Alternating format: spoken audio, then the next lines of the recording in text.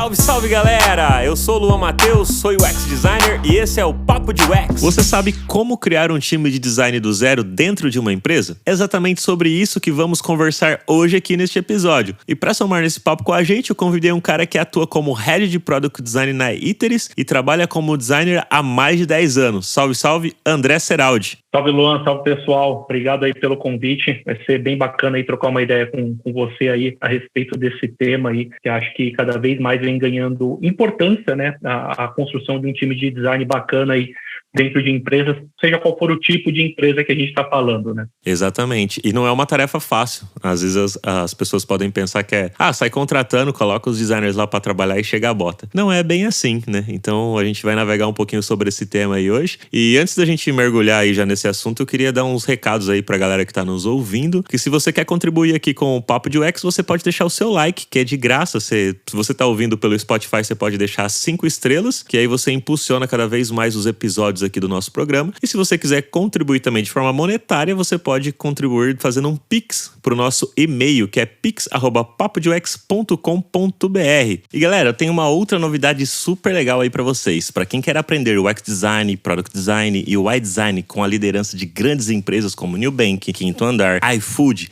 e descobrir na prática os erros e acertos dessas grandes empresas digitais, então você tem que conhecer agora a Tera, que é uma escola referência em educação no mercado digital e que já foi reconhecida pelo World Economic Forum e pelo Google for Startups por sua metodologia, inovação educacional e impacto positivo na vida das pessoas. Aproveite o incentivo que eles estão dando para todo mundo que está ouvindo agora este episódio de 20% de desconto em todos os seus cursos. E você vai conseguir aprender com as melhores práticas e metodologias de UX Design do mercado. Acesse aí o somostera.com e use o cupom Papo de UX, ou você também pode clicar no link que estará disponível na descrição deste episódio e receber aí esse descontaço que a Tera está dando pra gente. Muito legal, né, galera? E Seraldi, cara, conta um pouquinho aí pra gente quando que você começou sua carreira aí como designer, o que te motivou a trabalhar com isso, como que você foi navegando até se tornar head, como é que foi essa jornada, essa carreira profissional que você fez? Cara, assim, eu, como você falou, né, eu atuo há mais de 10 anos, bem mais de 10 anos, já estão 16 anos atuando aí com design.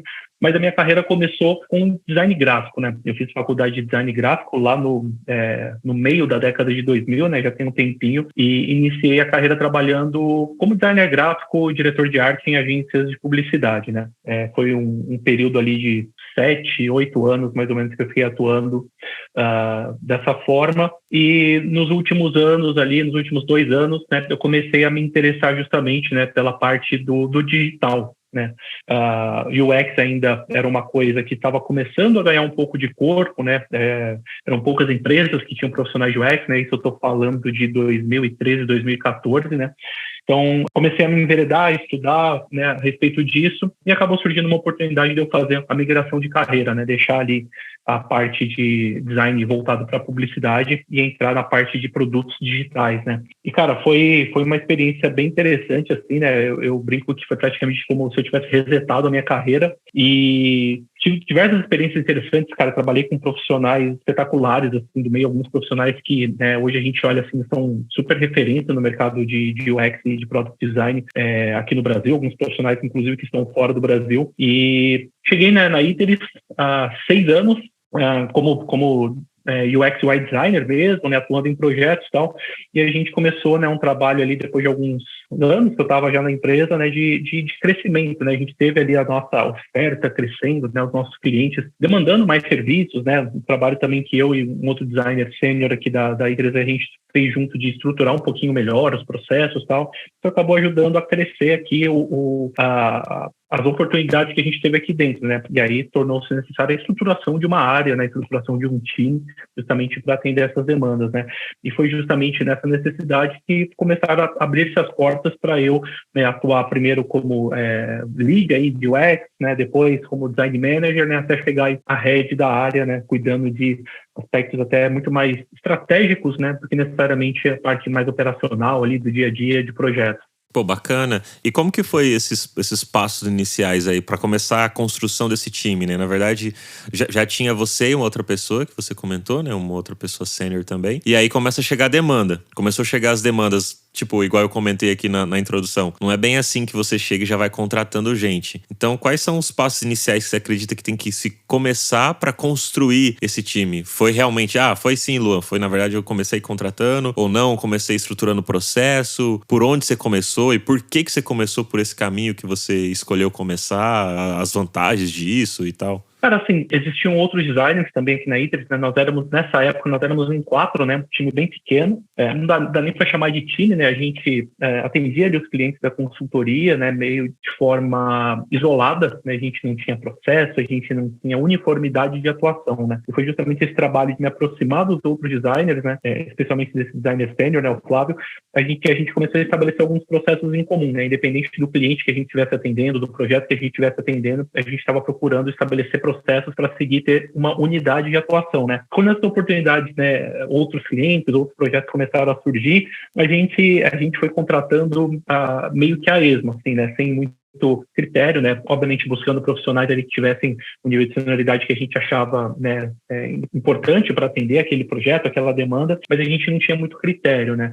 As contratações, na verdade, elas nem eram feitas por mim ou por outro profissional de design, né? O que a gente fazia era fazer uma parte de entrevista técnica, né? Então a gente dava basicamente só um parecer técnico ali sobre o profissional, né? Mas a contratação mesmo ficava ali com o time de talent da consultoria. E foi justamente quando começou a crescer que a gente, eu comecei a encher o saco aqui da diretoria, né, dos gerentes aqui da consultoria, para falar sobre a importância de se construir um time, né? Não somente de ter profissionais, né? E assim, cara, tudo depende de contexto e do cenário, né? Por exemplo, aqui é uma consultoria, então a gente precisa pensar em perfis que possam atender as demandas. Aí é um perfil mais híbrido, né? Um perfil de UX, UI, né? Um perfil Product Designer um pouco mais híbrido, né? Mas obviamente, né, a gente também precisa olhar ali para a construção de conhecimento dentro de algumas especialidades que são chave dentro do meio de X, né? Como Research, Design System, Discovery, a parte de design visual, né?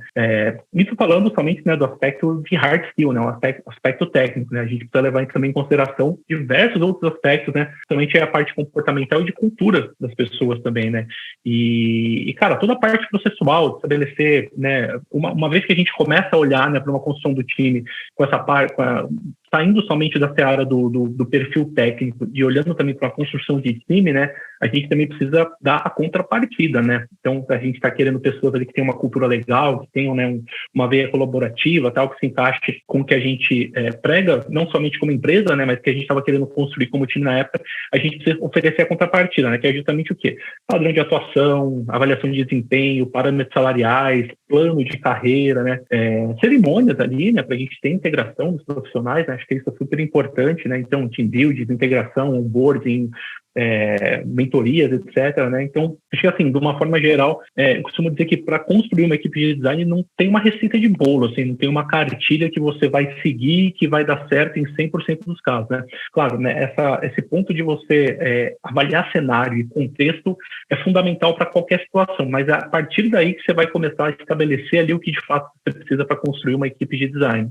Pô, bacana, cara. E você falou de vários processos aí, metodologias, plano de carreira e etc. Mas isso não é rápido, né? Hoje tá mais sólido. E quanto tempo você demorou? Porque eu acredito que, beleza, a gente vai começar a estruturar um time, a empresa tá crescendo, tá vindo mais demanda, só que ao mesmo tempo não dá para você parar 100% para criar todos esses processos, estruturar tudo, porque ainda tem as demandas e não tem gente para poder fazer essas demandas. Como é que você conciliava isso no começo ali, dessa virada de você começar a liderar, criar um time e ao mesmo tempo ter que lidar com as coisas que estavam acontecendo na empresa ali e você ter que fazer, né? Que você tinha que botar a mão na massa no sentido de ir lá pro craft e ao mesmo tempo pensando na estratégia, na estrutura. E como é que você fez isso, cara? Como é que você lidou com essa situação? Cara, assim, foi um desafio bem grande isso, né? Porque quando a gente decidiu estruturar, de fato, né, uma equipe de design, a gente já tinha aqui na consultoria 11 profissionais de design. né? Mas nesse esquema que eu te falei, né? Foram contratados, obviamente, né? Pensando no perfil técnico, no perfil comportamental que a gente busca para a empresa, mas assim, não existia uma unidade, não existia essa parte processual, né? Unicidade de atuação. Então, assim, cara, foi um trabalho assim, obviamente, né? Colocar as pessoas certas ali no lugar certo para tocar as demandas, os projetos que tinham que ser tocados, mas ao mesmo tempo trabalhar ali até que meio que nos bastidores junto com essas pessoas, principalmente com as pessoas que já estavam na empresa, né? Do ponto de vista de, olha, a gente está construindo um time, a gente está construindo uma cultura, a gente está estabelecendo aqui parâmetros e processos, né? E você, né, a pessoa que estava me escutando ali, que eu estava conversando, fazer com que aquela pessoa entendesse que ela era parte fundamental disso, né? Porque se as pessoas não compram uma ideia, se as pessoas não se sentem abraçadas por um projeto de estruturação de time, de equipe, isso está fadado, né, a não dar certo. Então foi um trabalho, eu brinco que foi um trabalho muito no corpo a corpo ali com as pessoas, né? Obviamente, né, um corpo a corpo que eu fazia mais ou menos a mesma coisa todo mundo, né, mas abordagens diferentes com essas pessoas, né? E a partir daí, cara, foi um período aí que eu vou te dizer, do momento que a gente, né, estabeleceu ali a pedra fundamental, né, de fundar o time de design, trazer todos os profissionais, né, que estavam em outras estruturas, em outras gestões ali da consultoria para dentro da minha gestão, né, dentro da estrutura de design, até a gente começar de fato a se comportar como um time e caminhar ali como um time. Eu acho que foi um período ali, as coisas começaram a caminhar depois de uns 6 meses, mais ou menos, né? Foi um período ali bem complicado, até porque veio a pandemia, né? Esse desafio, além de tudo, teve que lidar com um cenário pandêmico que aconteceu logo no começo, né, desse processo de estruturação do time. Então, assim, depois de mais ou menos uns 6 meses, dava para olhar para esses profissionais, né, e falar, eles não são só designers que estão atendendo clientes, que estão tocando projetos. Não, eles fazem parte de um time de design.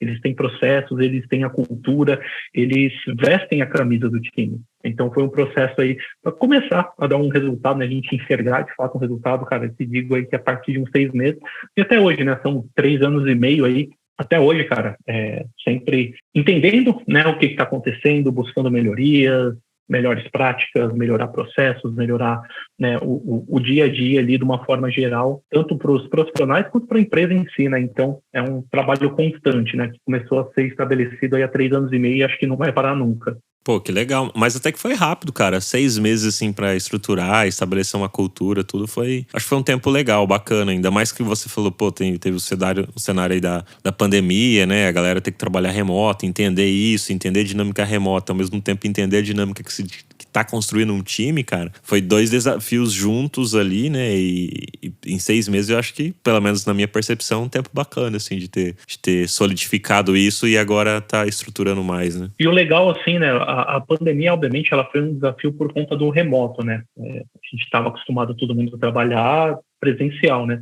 Mas ao mesmo tempo a pandemia ela trouxe um aspecto que foi muito positivo e talvez tenha acelerado esse processo de criação, né, dessa unidade, que foi o engajamento, né? Cara, tava todo mundo trancado em casa, ninguém podia sair, ninguém tinha compromissos, ninguém estava fazendo nada fora de casa, né? Tudo que a gente fazia era de dentro de casa. Então, assim, as atividades que eu programava junto da equipe, né, as reuniões, os one-on-ones, as sessões de mentoria, né, as cocriações ali para definir alguns processos e lapidar metodologias, cara, elas tinham um engajamento muito grande da galera. A galera estava em casa, a galera muitas vezes não tinha muito o que fazer depois que fechava ali o notebook, que terminava o trabalho e tal. Então o pessoal, assim, a grande parte dos profissionais se engajou muito, né, nesse desafio de estruturar o time junto comigo, né? Que eu falo, cara, não fui eu que estruturei o time sozinho, né? Eu contei com o apoio de cada um dos profissionais que estava na época que a gente começou essa estruturação e conto até hoje com o apoio, né, de tantos outros profissionais que chegaram depois, que pegaram e já foram, enfim. Então, a pandemia também teve esse aspecto positivo, né, de facilitar um pouco mais o engajamento, né, as pessoas se engajaram ali com alguns projetos, acho que até relacionado, né, à questão de saúde mental, né, então muita gente estava procurando projetos, coisas que acreditava para se engajar naquele período também para não ficar pensando muito, né, no que estava acontecendo no mundo, esse cenário pandêmico que foi tão complexo. Pô, bacana, cara. Faz sentido, faz total sentido mesmo essa questão do engajamento aí. Você comentou um pouquinho aí sobre a questão das habilidades, né? Tanto de hard quanto de soft skill e tal, que são as habilidades comportamentais. Cara, o que você vê como habilidade essencial, assim, pra na hora de começar essa formação do time, né? Você falou um pouquinho sobre a questão de pesquisa e tal, mas o que você enxerga? Eu entendo que depende do contexto, mas qual que é um mínimo hoje? Vamos supor que você vá construir ou dar uma mentoria ou dar uma consultoria para uma outra empresa que quer começar a construção de um time de design.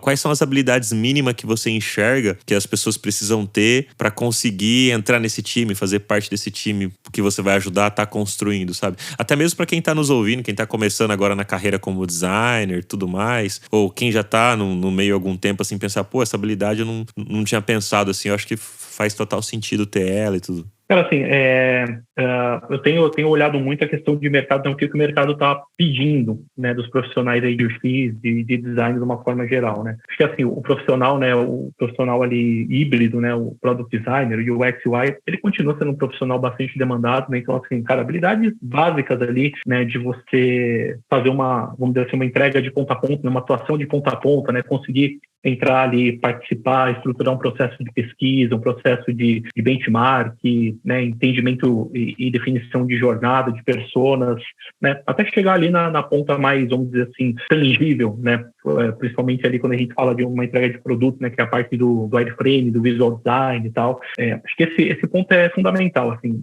É importante que todo designer, mesmo que ele seja especialista, né, em alguma parte mais específica do processo, mas é importante que ele tenha uma compreensão legal, né, do processo como um todo, né, para poder fazer ali e dar um suporte e ter uma entrega legal dentro disso. E acho que, assim, além desse perfil híbrido, que é bem importante, né, a gente tem algumas especialidades mais satélite ali que, cara, também são fundamentais, né? Parte research, cara, hoje em dia não dá para pensar na construção de um produto digital sem pensar em acessibilidade, em design system, né? Parte de discovery, né? Cada vez mais, acho que a gente, como profissional de design, a gente tem uma tendência muito forte nos últimos anos de se envolver com a área de negócios, com a área de produtos, né? E, cara, ter um domínio legal ali sobre técnicas de discovery é um ponto que ajuda muito, assim, a gente a trocar com essas áreas sem ter que acatar tudo que eles passam, né? Sem poder ali discutir de igual para igual essas questões. Então, cara, além do perfil aí UX, UI, perfil Product, enfim, acho que essas partes de Research, de Discovery, Design System, acessibilidade, são pontos aí fundamentais para a gente ter como skill dentro de um time de design, seja lá qual ele for, né? Seja qual o contexto de atuação for. E além, obviamente, né, a gente também pode estar em alguns aspectos comportamentais. Acho que, assim, o design, né, essa parte de UX, design digital, ela clama por trabalhos colaborativos, por compartilhamento de conhecimento, né? Então é importante também que esses profissionais, né, que a gente tenha profissionais que tenham essa veia colaborativa de compartilhar aquilo que sabem, né, de não ficar guardando ali o conhecimento somente para si. Pô, bacana, cara. Tem uma habilidade que eu curto também sempre comentar, é a parte de comunicação, cara. Eu vejo que muitos dos problemas que acontecem no dia a dia, né? E aí falando de uma ótica da questão de liderança e gestão, assim, com os times e tal, essa questão de se comunicar mesmo, sabe? Levantar a mão, vai ter um problema aqui, ou vai ter um problema ali, ou não vou conseguir entregar, ou isso aqui tá pronto, é assim, assim, assado, sabe? Ter esse diálogo, essa conversa entre os times envolvidos, entre as pessoas envolvidas, sabe? Eu tenho sentido, pelo menos percebido, que a maioria dos problemas mais graves, assim, que acontece geralmente foi por conta dessa falta de comunicação, ou de uma comunicação mais clara, uma comunicação não violenta, enfim, sempre envolto ali da questão da comunicação, sabe? Não, cara, colocação perfeita, assim, acho que comunicação é fundamental mesmo, né, assim, até do ponto de vista de, assim, de você saber comunicar aquilo que você está fazendo, né, o porquê de você estar fazendo aquilo, né, a gente como designer, né, muitas vezes o nosso trabalho é colocado à prova, né, mas por que você quer fazer uma pesquisa, por que você quer gastar X semanas fazendo uma pesquisa, do que isso vai retornar de valor? Acho que a comunicação também envolve isso, né, o saber explicar, o saber, né, dar visão, né, para outras pessoas, do time da empresa, o porquê que aquele processo é importante, importante, né? E comunicação entre as pessoas também, né? Essa parte de comunicação não violenta, ela vem se tornando cada vez mais importante, felizmente, né? Essa troca das pessoas, né? Saber passar para o seu interlocutor, né? A mensagem, não só o conteúdo. Eu costumo falar que a forma como você passa uma mensagem, ela é tão, ou às vezes até mais importante do que a mensagem em si, né? Então, saber se comunicar com diferentes tipos de interlocutor, com diferentes perfis de pessoas, é bem importante e facilita muito o trabalho, ou dificulta, né? Dependendo do caso. Cara, e como é que você fez aí na consultoria, né, para separar as funções e responsabilidades de cada designer, né? Porque a gente sabe que por mais que é um product designer, ele é um product designer, mas ele tem um viés mais para um lado. Às vezes uma pessoa ela é product designer, mas ela manja mais, tem uma característica maior na parte visual. Outra tem uma característica mais na parte de pesquisa ali, né? Um mais discover, outro mais delivery e tal. Como é que você fez para dividir isso no time aí? Ainda mais por conta que, tipo, consultoria é vários projetos, vários produtos de clientes diferentes, de contextos diferentes. Cara, é outro universo de você ter o produto próprio ali da empresa e você ir tocando ele ali. Então é uma dinâmica bem mais complexa, eu até acredito, assim, por eu já ter trabalhado em consultoria e tal, atualmente está trabalhando no Itaú e lá tem os produtos próprios que a gente atua. Eu vejo essa dinâmica bem diferente e a dinâmica de consultoria um pouco mais complexa, né? Por conta de você estar atendendo um cliente externo, né? Então, são dinâmicas totalmente diferentes.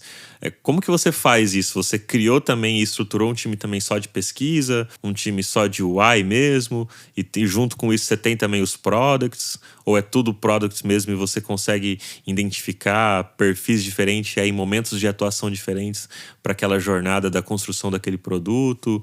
Como é que você conseguiu estruturar isso aí na Iteris? Cara, é mais esse segundo cenário, né? Assim, a gente atua de uma maneira geral para os nossos clientes, né? Com um perfil mais product, né? Alguns clientes a gente até atuam, né, focado um pouco mais em algumas especialidades, mas assim, pela natureza da empresa, né? A consultoria, a gente acaba tendo, né, todos os profissionais que a gente tem aqui têm as suas especialidades, tem aqueles pontos fortes, né?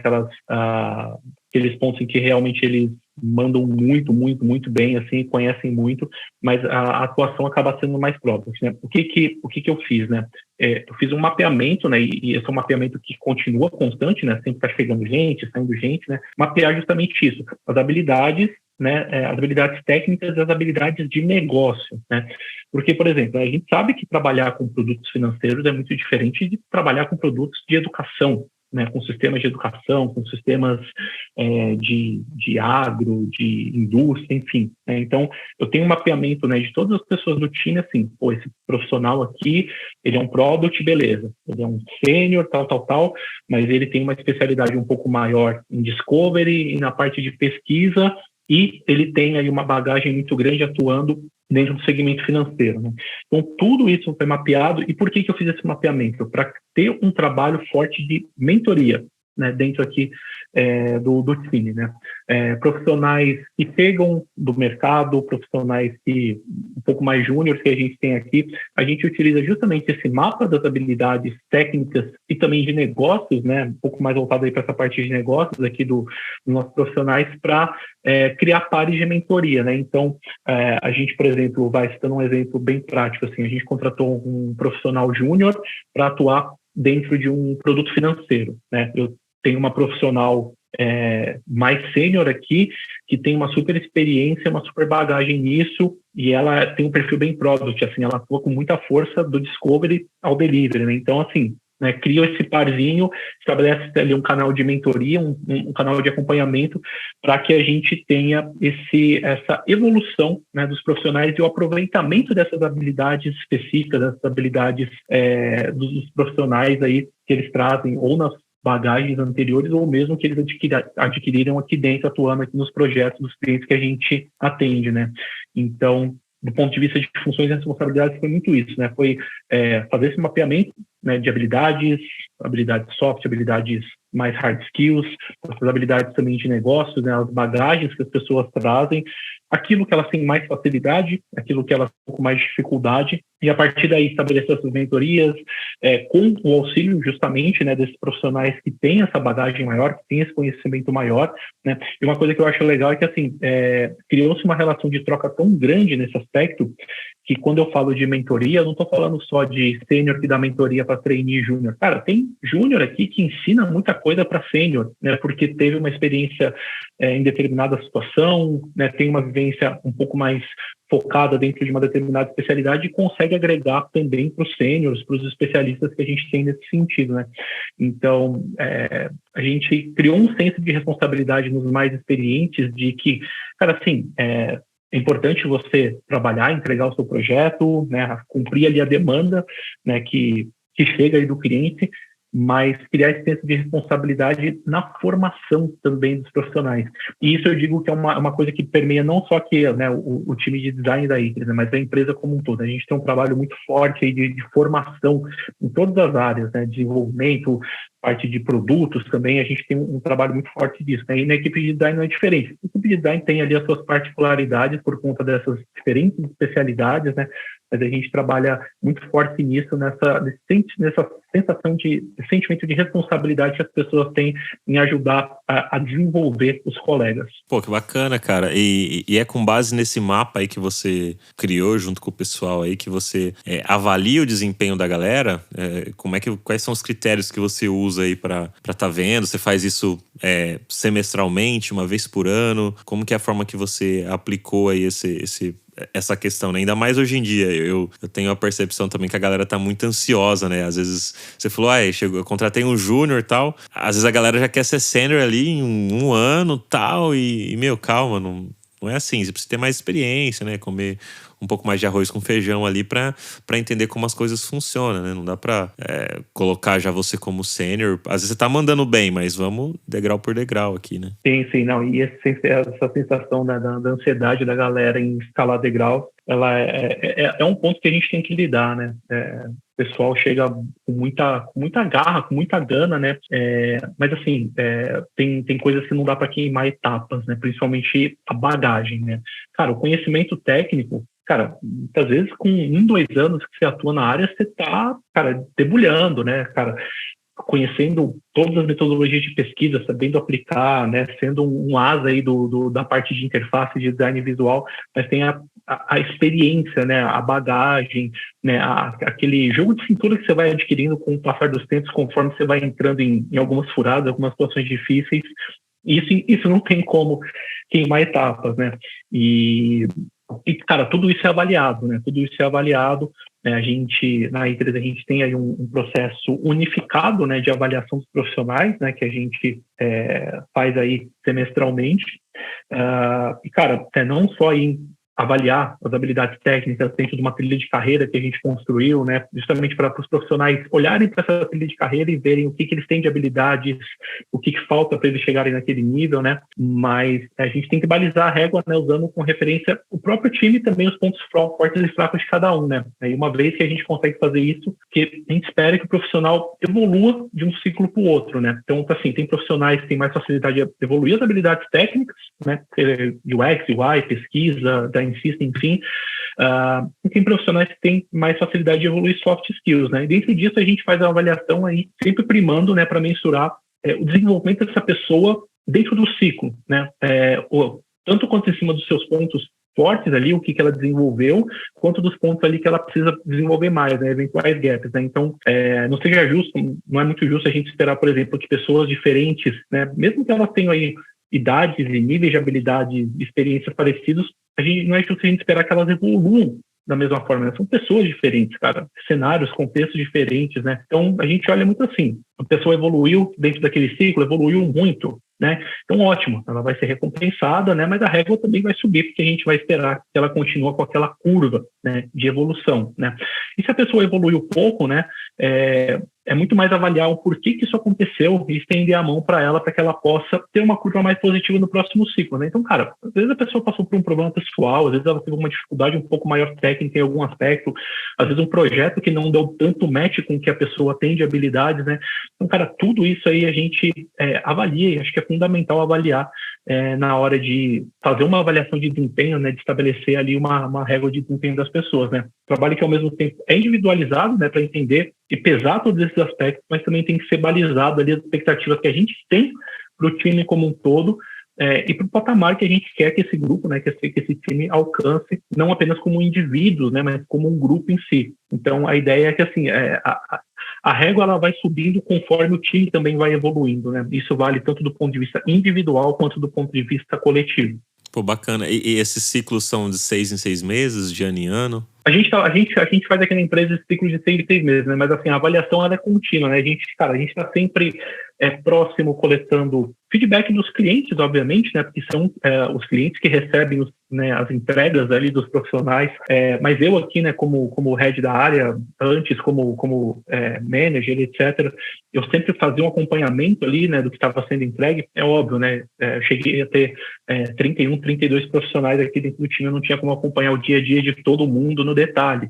Mas, cara, estava sempre ali pingando, olhando, né, coletando esses feedbacks, né, feedbacks não só de cliente, né, mas feedbacks dos pares que atuam com essa pessoa, feedback, até olhando, né, a gente olha muito aqui também na ITRES, a gente olha muito para o aspecto de autoavaliação, né, do quanto a pessoa ela tem a noção a respeito do próprio desempenho, do próprio trabalho, né, e, cara, é legal até dizer, assim, que a maioria das pessoas, cara, é muito consciente sobre o próprio trabalho, sobre o próprio desempenho, né, e tem até mais casos, assim, vamos dizer assim, de síndrome do impostor, né, de pessoas que enxergam o seu trabalho abaixo daquilo que realmente é, do que pessoas que, né, vamos dizer assim, inflacionam o próprio trabalho e as próprias entregas. Então, são vários aspectos ali que a gente mede, né, e a gente acompanha o ano inteiro, né, para ter esses ciclos aí de avaliação de 6 em 6 meses que a gente faz aqui. Cara, muito legal. E deixa eu entender um ponto, assim, como é que você faz aí com a galera para integrar mais o time com as outras áreas, né? Produto, negócio, desenvolvimento, porque, como você falou, antes talvez era até um pouco mais integrado, talvez porque não tinha um time, né, consolidado, assim, tinha as pessoas, igual você falou, atuando aí na consultoria, mas agora com um time mesmo estruturado, né, que tem as próprias cerimônias do time e tal, que você construiu junto com a galera aí, como que você faz, você lida com essa questão para ter essa interação, né? Nas conversas ali, eu não sei se dentro ali vocês atuam com squads e tal, e usa a tríade ali de tecnologia, design, produto. Como é que você faz esse jogo ali? Como é que você ajuda e contribui para que a galera consiga trabalhar em harmonia e tudo mais? A gente sabe que no dia a dia às vezes é difícil ali, né? Um pensa de um jeito, outro pensa do outro. Às vezes você tem que entrar ali para fazer o meio de campo e tal. Cara, acho que assim, a grande maioria, né, dos nossos profissionais, não só de design, mas de todas as áreas, né, a gente atua dentro do modelo de squad, né? Acho que até não me recordo de nenhum projeto atual que não seja dentro do modelo de squad, né? Seja squad somente aqui nossa, da ITRES, seja squad mista, né, ITRES e cliente, ou seja até uma squad, né, mais mista ainda, né, ITRES, cliente e outras consultorias, outros parceiros aí desses clientes, né? Então, assim, acho que essa atuação no modelo de squad, ela já facilita bastante, né, essa integração. Ela acaba fazendo com que o profissional ele olhe para o lado e ele veja que existem outras pessoas que atuam em áreas diferentes que ele, mas estão ali para entregar o mesmo valor que ele, né? Acho que é justamente isso, né? Criar o sentimento de direcionar, né, para a entrega de valor, né? A partir do momento que o time entende que para gerar o valor aí para os produtos e para os projetos, a gente precisa da parceria com outros times, com outros profissionais, né? Tudo se torna mais fácil na integração em geral. E isso não somente para o time como um todo, né? Mas na verdade numa escala maior, né? Mas para as pessoas como indivíduos, né? Você vai escalando para grupos, times e no final para toda a empresa, né? A gente tem uma cultura, né, aqui na ITRES muito forte de integração e colaboração na empresa como um todo, não somente no time de design, né? Iniciativas que visam aí essa integração, elas acontecem com bastante frequência, né? Tanto no macro quanto no micro, né? No macro eu falo empresa como um todo e no micro, né? Time de design, time de produto e as squads em si, né? Então a gente tem sempre esses trabalhos aí, né? Esses momentos aí de integração e de colaboração que ajudam até a entender um pouquinho, muitas vezes, alguns conflitos que acontecem, né? Como você falou, cara, às vezes nem sempre é tão fácil ali lidar com um time de desenvolvimento que não tem, por exemplo, uma visão de design, ou mesmo um time de produto que está muito drivado para entrega de resultado, para entrega, né, da parte financeira, mas esse trabalho de integrar, de mostrar para os profissionais que, independente de quem esteja do lado dele, a pessoa não é um adversário, não está jogando contra, pelo contrário, está todo mundo remando ali o mesmo barquinho para entregar um valor legal, para entregar um produto legal. Pô, bacana. É criar essa cultura, né? Esse entendimento sobre isso, né? Tipo, e aí fica mais tranquilo. Mas e quando tem o conflito ali? Tipo, um quer ir pro lado, quer ir pro outro, aí a galera vai escalar, fala, então, aqui, André, tentei ir por aqui, fulano lá não quer ir, o que eu faço? O PM lá ficou louco e não sei o quê. Principalmente que você comentou que você trabalha às vezes com time misto, né? Então, sei lá, às vezes o PM é da empresa, do cliente, o designer é de vocês, aí fica aquele, tipo, às vezes o PM quer puxar pro lado da empresa dele, o designer quer puxar do lado da agência, mas aí, claro, todo mundo pensando no que vai fazer melhor, mas às vezes gera essas divergências. Como que você faz para lidar com esse tipo de situação? O que você faz como ação? Cara, assim, acho que o primeiro ponto, quando acontece qualquer tipo de divergência, é não apenas escutar, né, mas entender os pontos de conflito, né? Não olhar somente por uma ótica unilateral ou por uma ótica tendenciosa, né? A gente acaba tendo, né, quando a gente atua na liderança de um time, a gente acaba tendo um pouco mais tendência de defender os nossos, né, quando acontece um conflito, mas, cara, é fundamental, assim, ter a maturidade, né, e ter o entendimento que precisa escutar os lados, né? Precisa entender de onde que veio esse conflito, por que ele está acontecendo, para entender as perspectivas, né? E acho que a partir daí a função, né, de um líder é agir como um mediador, né, nessa situação toda, né? É óbvio que em momentos a gente vai entender que, por exemplo, o profissional nosso aqui de design, ele está numa situação onde, de fato, ele vai ter que ceder um pouco e seguir, né, o que um PM do cliente está falando, o que um PO do cliente está pedindo, está demandando, mas vai ter momentos também que, pera lá, né, isso que o profissional de design aqui está trazendo como ponto de conflito faz sentido, tem razão, né? E aí a gente traça um plano, uma estratégia para que ele consiga mostrar isso, né, vamos dizer assim, pro agente ali que entrou em conflito com ele, né, o porquê que aquilo está acontecendo, né, o porquê que da forma que ele está propondo pode ser melhor, pode agregar mais valor, né?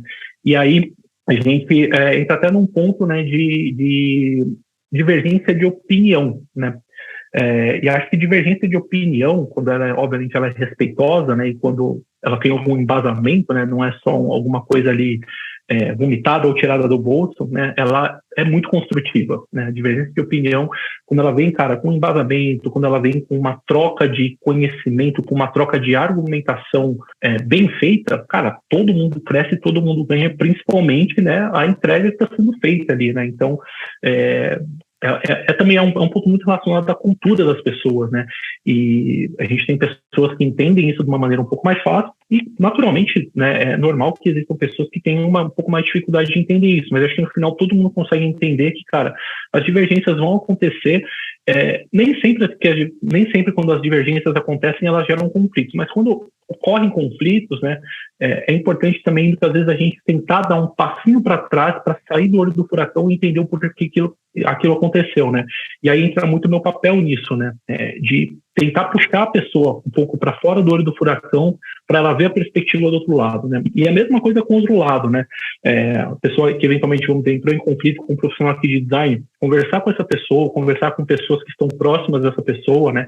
E aí a gente conta muito com o apoio de figuras que a gente tem aqui na Iteris, né? Como o Delivery Manager, né, como um Scrum Master, Agile Master, né, como os nossos Performance Leaders, né, para ajudar a gente a chegar do outro lado e também fazer esse mesmo trabalho, né, de fazer com que essa pessoa saia um pouquinho do olho do furacão, entenda um pouquinho a outra perspectiva para que a gente consiga mediar essa situação e sair do outro lado. Pô, bacana, cara. E vocês estão totalmente remotos? Todo mundo trabalha de home office? Sim, a gente tá remoto, né? A gente é uma empresa aqui de São Paulo, né? A empresa é uma empresa aqui de São Paulo. Quando veio a pandemia, acho que como todo mundo a gente achou que ia durar 2, 3 meses ali, mas passado esse tempo a gente viu que ia continuar, né? A gente ia ter que continuar remoto e a gente fez um movimento, cara, que para mim foi muito, muito legal de ver e muito construtivo, que foi abrir as portas da empresa para pessoas de outros lugares do Brasil, né? Já que a gente vai trabalhar remoto, vamos contratar gente de outras localidades, né? Aqui em São Paulo, antes, né, todo mundo trabalhava aqui em São Paulo, ou cidades aqui próximas de São Paulo, eventualmente um outro profissional, obviamente, né, de outros estados, de outras localidades que já estava morando aqui em São Paulo, ou estava de mudança para São Paulo, acabava vindo trabalhar conosco, mas o remoto deu essa possibilidade para a gente, cara, de trabalhar com pessoas de outras localidades, de outras cidades, estados e até de países, Luan. E, cara, quando a gente fala de design, né, cara, a pluralidade cultural, ela é muito enriquecedora, cara. Ela é extremamente enriquecedora. Então, a gente saiu de um time que era um time extremamente competente, capaz, né, e construiu um time que continua sendo extremamente competente e capaz, mas com uma pluralidade de culturas, cara, que engrandece, assim, quando a gente faz nossas reuniões de team building, quando a gente faz os nossos encontros ali, cara, é muito legal ver, sai sempre coisas muito bacanas por conta da regionalidade, das diferenças de experiência, de cultura que as pessoas têm, do que elas trazem consigo, né, de outras regiões, de outros lugares aqui para dentro do nosso time. Então, a gente continua trabalhando remoto. Tem alguns dias aí na semana, né, que a gente eventualmente se encontra no escritório, tal, o pessoal que é aqui de São Paulo, a gente acaba indo para o escritório ali uma vez por semana, uma vez a cada 15 dias, tal, mas o trabalho aqui na Iteris, né, e de design, ele continua sendo basicamente remoto. Pô, que bacana. E aí você trouxe os pontos positivos, mas quais são os pontos de desafios, assim, que encontra por ser remoto, assim, e como que você faz para lidar com eles, né? Porque tem a parada que eu também sou, cara, eu sou super a favor de trabalho home office, porque depois que isso aconteceu, assim, minha qualidade de vida melhorou muito, não preciso mais ficar horas e horas pegando ônibus para ir viajar para outra cidade para eu trabalhar, apesar de eu morar aqui em José Bonifácio, que é interior de São Paulo, né? Eu tô a 500 quilômetros da capital, e às vezes eu tinha que trabalhar em São José do Rio Preto, que é uma cidade vizinha, que é 40 quilômetros, e, cara, muitas vezes indo no ônibus em pé, eu super tinha que ir mó cedo, porque demorava, porque ônibus coletivo sai pegando todo mundo e demora mais tempo para você chegar no destino que você precisa chegar. E depois que isso começou a questão do home office ali em 2020 por conta da pandemia, cara, melhorou muito a minha qualidade de vida, melhorou a possibilidade de eu trabalhar em empresas maiores e como atualmente eu tô no Itaú, né, por ser esse trabalho, poder trabalhar de casa, eu consigo trabalhar em empresas que estão aí em São Paulo, né? Antes era mais difícil, eu não vou mudar para São Paulo, meu estilo de vida, minha qualidade de vida aqui no interior é muito melhor, e de vez em quando até vou para São Paulo, tudo, né? Eu faço a gravação do Semiose por aí, cada 2-3 meses eu tô por aí, mas morar aí atualmente não é uma realidade para mim, então melhorou muito, então eu sou super a favor disso. Mas eu sei que às vezes pode ter os desafios, né? Porque tem sempre os dois lados da moeda ali, né? Tem sempre... Você ganha alguma coisa, mas você acaba perdendo em outra coisa. Quais são esses desafios que você encontra, assim, nessa questão desse trabalho remoto? E o que você faz para resolver? Cara, acho que o desafio do remoto, né? E ele começou a se acentuar um pouco mais a partir do começo do ano passado, né? Com a gente ainda em cenário pandêmico, mas, né, com vacinas e tal, então o pessoal começou a dispersar um pouco mais. Vamos dizer assim, o engajamento naturalmente caiu um pouco mais, até porque algumas atividades presenciais retomaram e tal. Então, assim, o desafio era continuar conectando as pessoas, né? Porque não adianta, por exemplo, eu tenho um time de 30 pessoas, as pessoas não se conhecem, as pessoas não se falam, as pessoas não contam umas com as outras, né? Isso não é um time, né? Então, o desafio, né, a dificuldade é justamente isso, é conectar as pessoas. Querendo ou não, no presencial é muito mais fácil, né? Pô, às vezes você tá ali trabalhando, você levanta, você olha pro seu colega do lado e fala, pô, vamos ali tomar um café? E nessa você vai criando a conexão, você vai criando, né, vem outras pessoas, chegam, você vai conversando e criando ali aquele relacionamento. Então, conectar as pessoas de verdade, né, criar ali laços entre elas, mesmo que sejam somente laços profissionais, é um desafio muito grande, né, no remoto. Até porque a gente precisa contar com o engajamento das pessoas, né? A gente não sabe, por exemplo, vamos dizer assim, a gente tem aqui no nosso time de design, a gente tem cerimônias quinzenais, né? A gente faz ali talks sobre design, a gente faz alguns team buildings, né? A gente discute alguns assuntos, faz alguns design streets e tal. Mas, pô, cara, eu não tenho, obviamente, 100% de adesão, né? De audiência, vamos dizer assim, né? E muitas vezes isso acontece porque a pessoa está com algum compromisso, com algum problema pessoal, né? E isso vai desconectando, né? Isso vai desconectando. Então, assim, criar ações para engajar a galera, para tentar manter a galera próxima, né? Criar grupos ali onde as pessoas possam trocar, possam se conectar com, muitas vezes, utilizar, por exemplo, pontos em comum da vida pessoal, né? Hobbies, gostos, experiências pessoais para conectar nesse nível de trabalho e criar essas relações, né? Eu acho que o grande desafio é esse, é manter as pessoas, conectar as pessoas, né, as pessoas novas que estão chegando e tal, e manter as pessoas que já estão aqui, né, com um nível de conexão legal. É óbvio, né, pensando num time aí com 25, 30 pessoas, que é o que a gente tem hoje aqui, né, nem você vai ter mais afinidade com uma pessoa ou com outra, você não vai ter o mesmo nível de relacionamento que você tem, né, com uma pessoa com a outra, né? Mas ter um mínimo de nível de relação ali de todo mundo, acho que é bem importante, até porque isso ajuda na hora, por exemplo, um colega está passando por uma dificuldade, está fazendo um processo ali, sei lá, né? Vamos dizer, vai trabalhar em cima de você falou do Itaú, né? Vamos dizer, vai desenhar um aplicativo para banco, está com alguma dificuldade, está com alguma dúvida, né? Ele saber a quem ele pode recorrer, né? Ele ter essa noção, ele falar, pô, colega tal ali já fez isso, tem experiência, então não somente ter essa facilidade de saber transitar, mas ter essa abertura também. Então, o ponto é principalmente esse, né, de manter as pessoas minimamente ali conectadas, né, engajadas dentro de um time. É bem complicado dentro de um cenário de trabalho remoto, assim, porque a distância física, querendo ou não, ela acaba, do mesmo jeito que lá no começo da pandemia foi muito positivo, né, ajudou bastante, a gente tinha um engajamento muito alto, conforme foram passando os meses e os anos aí de cenário pandêmico, de trabalho remoto, pessoas foram ficando menos engajadas, né, para cerimônias, para reuniões online, então acaba sendo um pouco difícil aí nesse aspecto. Sobre a questão da reunião, eu acho que porque eu tenho a percepção que porque criaram muitas reuniões. Porque quando a gente estava presencial, igual você deu o exemplo do cafezinho, né? Pô, você chama a pessoa pro cafezinho, você vai lá, às vezes fica meia hora, às vezes você fica até uma hora num cafezinho ali trocando ideia e tal, depois volta e trabalha, tal, né? E no online, cara, parece que tipo assim, é uma reunião cuspida na outra, que às vezes você não consegue nem levantar para ir no banheiro. E aí as pessoas o engajamento acaba caindo porque é um desgaste muito grande, né? Então eu acho que ainda falta a gente chegar no equilíbrio. Eu acho que por mais que a gente já tá no remoto 3 anos, ainda eu sinto falta desse equilíbrio. Eu acho que ainda não chegou num equilíbrio legal, assim, de, poxa, sei lá, tem um limite de reuniões por dia. Pô, no máximo 4 horas de reunião por dia, é um limite aqui, e o restante é pra gente executar algumas outras coisas que a gente precisa executar, sabe? Ter um equilíbrio, porque aí fica muita reunião. Parece que no presencial você tinha as reuniões, mas era mais rápido, era mais tranquilo e tal. Parece que não tinha reunião o dia inteiro, sabe? Eu sinto que agora no remoto é uma reunião cuspida atrás da outra, assim. Eu acho que isso tá desgastando muito as pessoas e talvez, né, é um achismo meu aqui, possam ter baixado o nível da galera nesse sentido. Eu acho que quando a gente chegar num equilíbrio legal entre um tanto de reunião bacana por dia, por semana ali, eu acho que vai melhorar, talvez, esse cenário. E a questão de conexão, eu acho que é muito disso que você falou mesmo também, né? O corpo a corpo ali, o frente a frente facilita.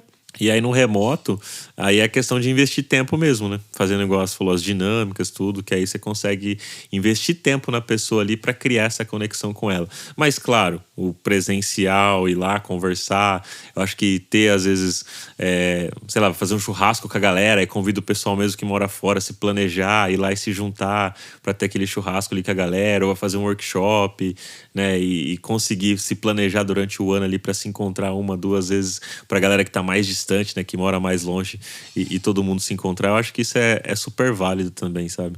Sim, aí você falou, né, que é um achismo teu. E, cara, esse teu achismo, eu diria que ele não é um achismo, porque eu rodei uma pesquisa aqui com o meu time esse ano, justamente sobre isso, né, e um dos motivos, né, pela natural baixa de engajamento foi justamente isso que você falou, né, o pessoal fica muito imerso em reuniões. Pô, tem gente que até, de vez em quando, me manda uns prints aqui da agenda do Outlook, tem gente que tem 6 horas de reunião por dia, 6 horas e meia de reunião por dia, sabe?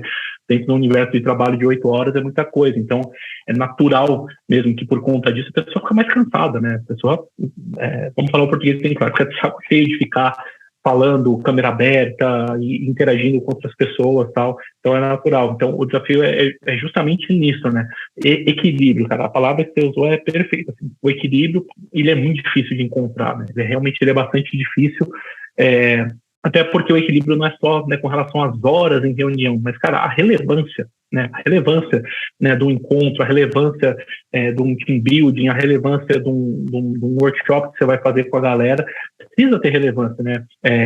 Isso que você falou, né, de investir um tempo ali em team building, a pessoa, né, precisa sentir que aquele team building, aquela dinâmica, seja lá o que for, é alguma coisa que está sendo investido nela, né? E não somente mais uma atividade em grupo para ser feita no remoto. Sim, boa, cara. E que dica que você acredita que é mais importante para alguém que vai começar agora a construir um time, cara? Talvez até uma dica que você gostaria de ter ouvido quando você começou a estruturar esse time de design. Cara, acho que existem 2 cenários, né? O cenário que eu peguei, né, como eu comentei com você, eu já tinha profissionais aqui, a gente estruturou e colocou esses profissionais embaixo, né? Quando é esse cenário, conhecer as pessoas é fundamental. E conhecer as pessoas não somente saber quem são, o que estão fazendo, mas assim, conhecer, saber as aspirações da pessoa, o caminho que ela já trilhou, o caminho que ela está querendo trilhar, o que ela espera, né? E óbvio, isso precisa ser cruzado com os objetivos que a empresa tem, né? Então, falando aqui, né, da minha realidade de uma consultoria, né? O que a consultoria esperava com a criação de um time de design? Eu esperava um modelo de atuação mais unificado, processos mais bem definidos, né, sem que cada um utilizasse uma forma de trabalhar e troca entre as pessoas, né? Então, cruzar isso com as pessoas, né? O que cada um sabe fazer, o que cada um faz melhor, o que cada um tem de gap, o que cada um espera também. Então, conhecer as pessoas quando você tem um cenário como era o meu é fundamental, né? E foi um processo que eu fui descobrindo, né? Quase foi um processo de discovery para entender isso, né? E quando você está pensando na construção de um time do zero, né, acho que tudo é do contexto, cara. Você precisa entender as necessidades que você vai ter, né? Então, as necessidades que você vai ter é o que vai ditar, por exemplo, o perfil técnico das pessoas que você vai atrás, né? Então, um perfil de especialista, um perfil mais híbrido, um perfil de senioridade X, um perfil de senioridade Y. Então, acho que vai tudo muito da análise de contexto, da análise de cenário, né? Então, cara, entender também budget, né? A gente está falando de construção de time no mundo corporativo, então é importante você saber o budget que você tem para fazer isso, a entrega de valor, construção e replicação de conhecimento, cara, tudo isso precisa ser levado em conta aí, e é fundamental ser analisado para que você construa um time de uma maneira certa, né? Porque senão acaba sendo muito ali, as coisas acabam sendo muito atropeladas. Quando você olha para trás, você tem mais remendo para cuidar, para melhorar, para resolver, do que coisa para, de fato, construída da maneira certa. Pô, excelentes dicas aí, André. E, cara, obrigado aí pelo papo. Eu acho que a galera que tá nos ouvindo aqui, tenho certeza que gostou também. Inclusive, quem tá nos ouvindo, pega o link aí do episódio, já compartilha nas redes sociais, um LinkedIn aí, pode me marcar, marca o André aí também.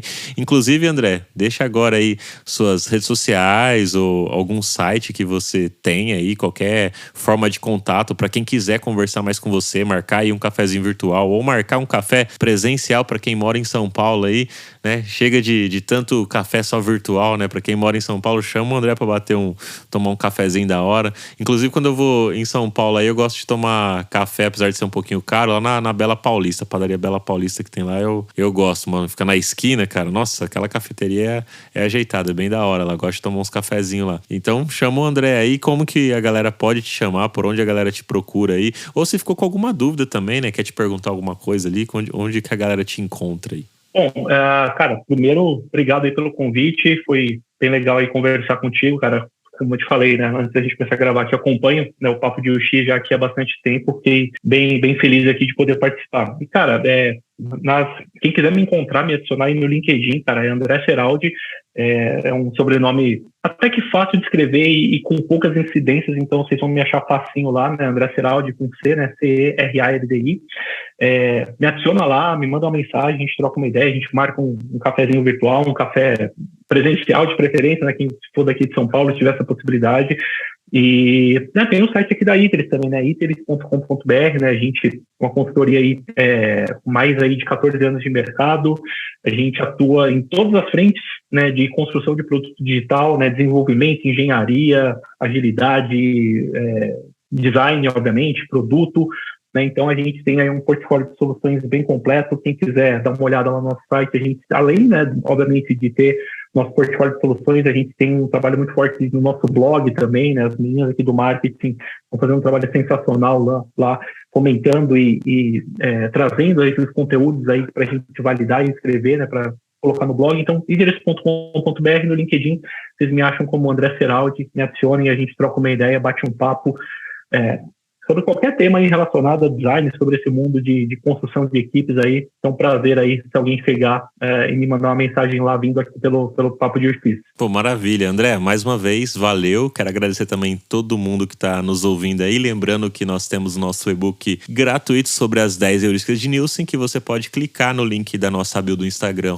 @Papo de UX, deixar o seu e-mail e receber esse e-book aí de graça para você. E se você quiser também me assistir lá no YouTube, é só você colocar Semiose Podcast, que é um outro podcast que eu faço junto com meu amigo David Art, que é onde eu falei aí que de vez em quando eu colo em São Paulo para gravar esses episódios aí que são presenciais, e tá super legal também esse projeto que eu tô fazendo lá. É isso aí. Se você quiser ouvir também outros temas aqui no Papo de UX, pode indicar também para mim, tanto temas como pessoas que você gostaria que passassem por aqui pra gente trocar uma ideia. Pode me mandar lá tanto no Instagram, @Papo de UX, quanto no LinkedIn. Coloca lá Lua Matheus que você vai me achar. Lembre de novamente deixar o seu like e também de pegar o link e compartilhar, LinkedIn, Instagram, grupo de Telegram, WhatsApp, onde você tiver aí rede social, compartilha aí com mais pessoas para ouvir essa conversa incrível aqui que eu tive com o André Seraldi. É isso aí, valeu e até o próximo episódio.